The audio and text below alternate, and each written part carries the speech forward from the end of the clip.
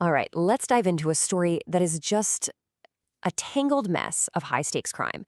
You've got a master thief, a murdered family, a kidnapped girl, and $2.5 billion on the line.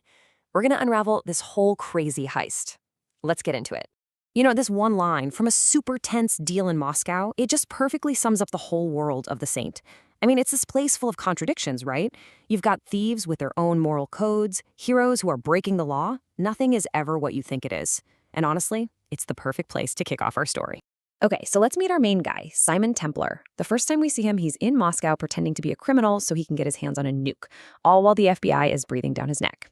Just another Tuesday for him. In the criminal underworld, though, they call him the Saint.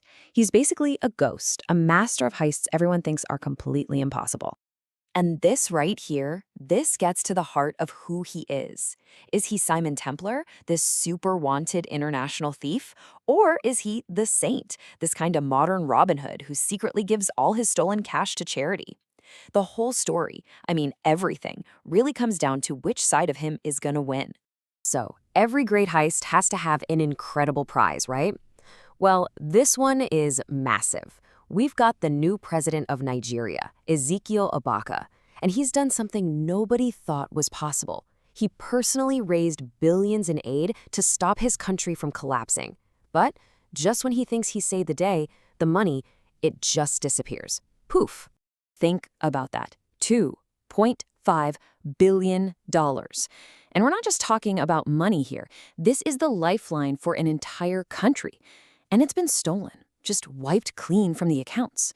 This is the kind of thing that could throw the whole nation into total chaos. All right, so let's get our key players straight. First, you've got President Ibaka, the guy whose entire country's future is riding on this cash. Then there's Ari Velkros, the banker who actually pulls off the theft. Behind him, you've got this mysterious guy, Rate Marius, who seems to be pulling all the strings. And then, of course, there's Simon Templar, who gets secretly hired to, you guessed it, steal the money back. So Simon tracks the banker, Velkros, all the way to San Diego. He's thinking, okay, this should be a pretty straightforward job. But oh no. He finds out pretty quick that the guy who stole billions of dollars is now a victim himself. And yeah, the plot is about to get way more complicated. And boom, there it is, the twist. The stakes just went through the roof. This isn't just a simple heist anymore. Turns out, the real mastermind, Rate Marius Brzee, has kidnapped Velkros's daughter, Zoe. He's holding her for ransom, and guess what he wants? The entire $2.5 billion. I mean, those are the words Marius gives him. Can you imagine? The clock is officially ticking, and Velkros is completely trapped. He can't go to the cops, right? And now his own daughter's life is hanging in the balance. So who does he turn to? The only person he can, the very thief who was sent to rob him in the first place. So while Simon is digging into Velkros, he finds something that just stops him dead in his tracks. It's this object that connects this whole mission directly to the single worst moment of his life. A ring. A very specific, very familiar ring. And suddenly, this changes everything. So this ring, it has the symbol of the Knights Templar on it. Turns out when Simon was a kid, he learned his family, the Templars, were supposedly descended from this ancient order. The guys dedicated to this code of honor and service. It's this whole legacy that, honestly, he spent his entire life trying to escape. And here's the kicker. This isn't just any ring. It was his dad's. The same dad who was murdered right in front of him as a boy. And the man who stole it is the same man who tore his family apart. All of a sudden, this job has nothing to do with money. It's not even about some stranger's daughter anymore. Now, it's about revenge. So the ring becomes this huge thing, right? It's like the emotional center of his entire quest, but it's also the literal key to solving this whole mess. Just before Velkros dies in an attack, he manages to tell Simon that there's a hidden crystal inside that ring, and it holds all the data they need to get to the missing billions. Okay, so all of this builds up to this insane, explosive climax at the port of Los Angeles.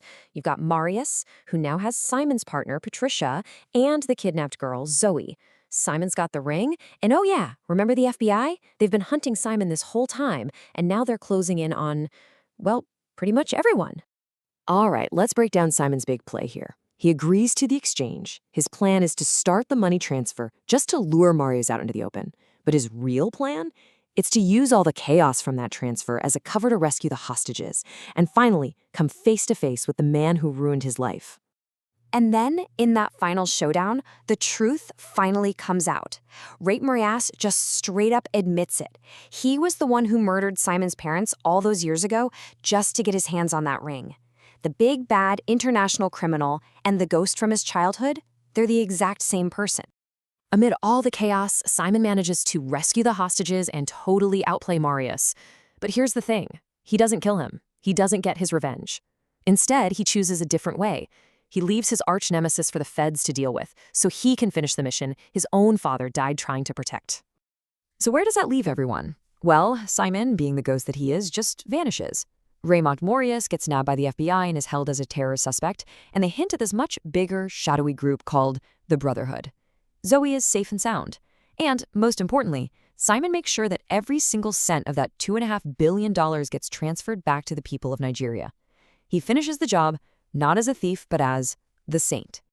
And that leaves us with one big question, doesn't it?